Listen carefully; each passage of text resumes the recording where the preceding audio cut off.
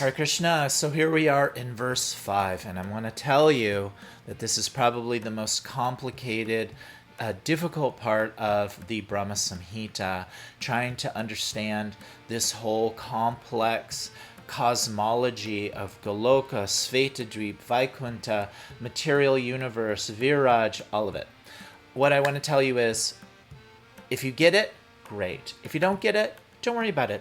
Listen, pay attention as much as you can.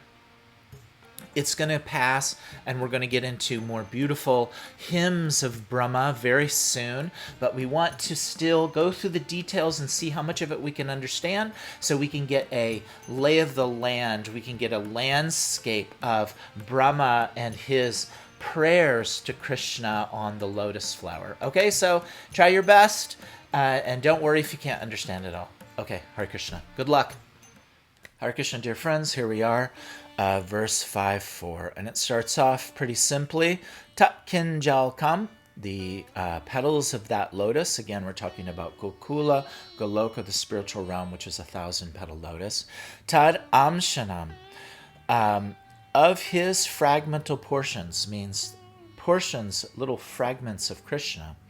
Tat Patrani, the leaves of that lotus, again, the petals and the leaves of the lotus, of the gopis, Shriyam Api, of the gopis headed by Srimati Radharani. So what does it mean? What is the translation? Let's read Bhaktisiddhanta's translation. The whirl of that eternal realm, Gokula, is the hexagonal abode of Krishna. So the center is the abode of Krishna. Its petals are the abodes of the gopis, who are part and parcel of Krishna, to whom they are most lovingly devoted and are similar in essence. So all the gopis, the sweet, loving cowherd girls devoted to Radha and Krishna service, their abodes, their domains are the petals of this lotus. The petals shine beautifully like so many walls. The extended leaves of that lotus are the garden-like Dhamma, spiritual abodes of Sri Radhika, the most beloved of Sri Krishna. So the leaves, petals of this region are the abodes of the gopis. And so I'm just going to put here Shri. Shri means as a name for Sri Radha. Radha is Krishna's topmost loving devotee, and Shri is a name for her and for the gopis. So the abodes of the petals of the abode, the petals of the lotus are the abodes of the gopis. Hare Krishna. Hare Krishna, friends. So now we're going to do verse 5. We're not going to go through the Sanskrit. It's too long, and I'm messing it up too much. And so we're just going to go through the English and add to our description of Gokula, Goloka, a region around Gokula Goloka called Svetadweep. So the translation is, and I'm going to use the study guide. The translation is a little bit more clear for this very complicated section. And the translation is, this verse describes the external realm that encompasses Gokula. And as we remember, Gokula Goloka is the spiritual universe, 1,000-petal lotus with a hexagon in the center where Radha and Krishna reside. It is built on the mantra Klim Krishnaya Govindaya Gopijana Vallabhaya Swaha. The Bij Klim holds it all together. The gopis, which represent the word Shri, are in all the petals, and the whole thing has Jyotir Rupa, a form of blissful light which emanates from the whole thing. So, a mystical four-sided area called Svetadweep exists around the periphery of Gokula. So let's add Svetadweep here. So a four-cornered region is around Gokula. This quadrangular, four-sided Svetadweep is sectioned into 4 areas. Each of these quarters serves as a dwelling place for Vasudev, Sankarshan, Pradyumna, and Aniruddha. So Krishna is playing his flute. He's with his friends and the cowherd community. He doesn't have a job to do like being Paramatma or any kind of godly activities. His first expansion is Vishnu. And we're very used to Vishnu, especially in Hinduism, as being like God, the supreme controller, supreme creator. So the first expansion of Krishna is 4 versions of Vishnu, called the Chakchur for Vyuha, Pradyumna, Aniruddha, Vasudeva, and Sankarshan, as you can see here.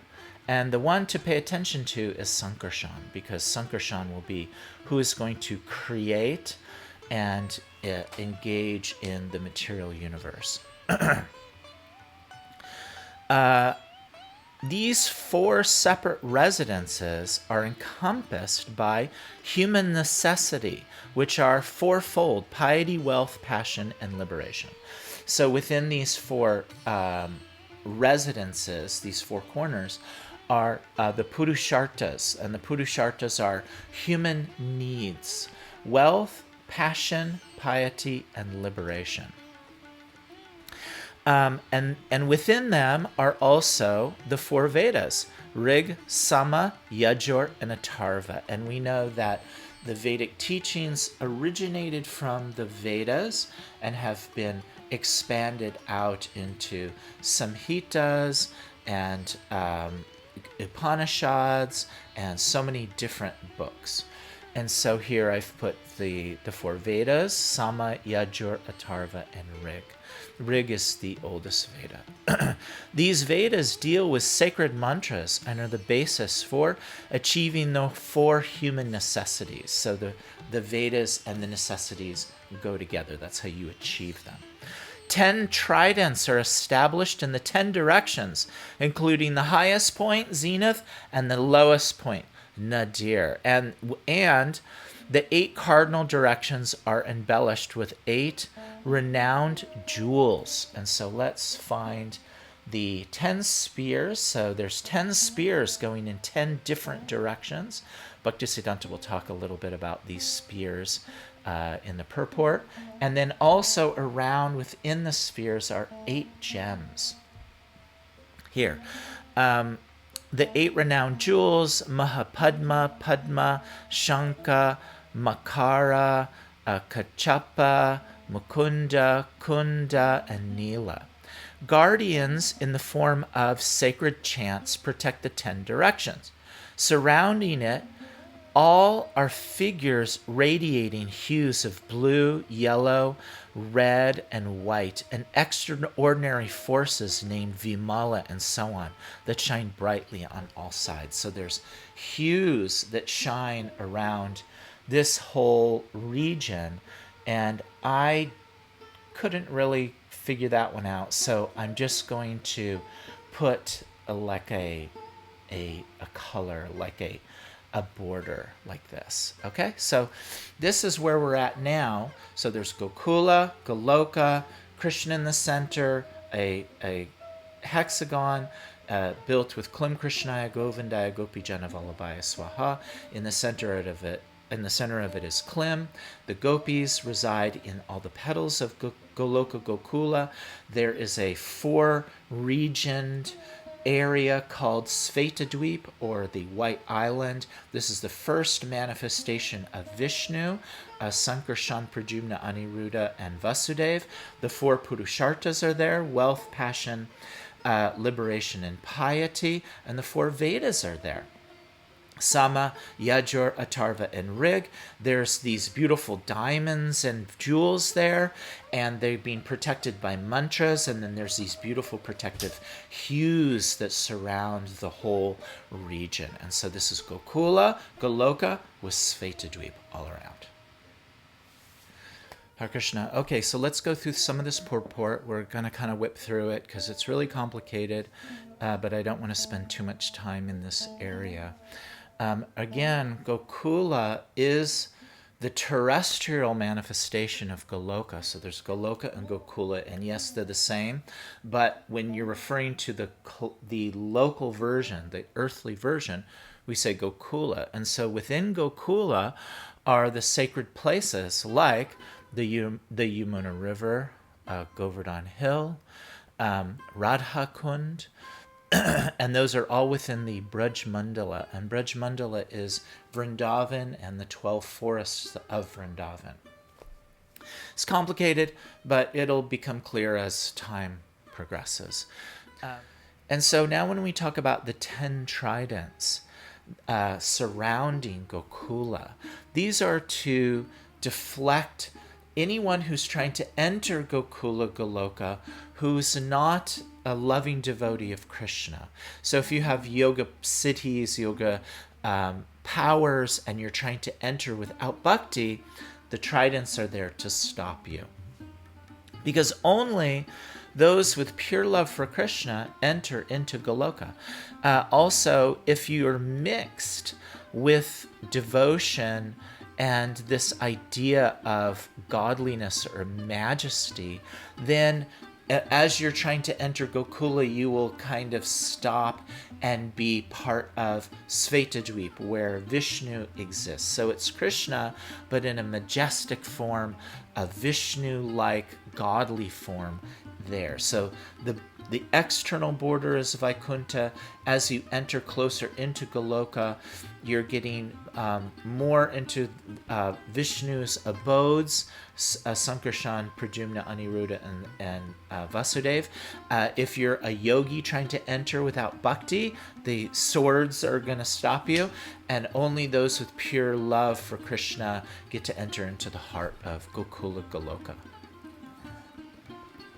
So there's this interesting line in the purport. I'm going to read it from the study guide. Goloka remains elusive and inaccessible. So at this point, there's Goloka, but you have to have pure love. There's swords sticking out that are going to distract you. There's mantras protecting you. If you come in through Vaikuntha, you may be enamored by Vishnu and Vishnu's abodes. And so how do you get into Goloka? This says, only revealing itself, Goloka Gokula, to divine entities who offer grace to devoted seekers of pure love. These divine forms of Godhead reside in Svetadweep, in Goloka, surrounded by attendants of similar nature.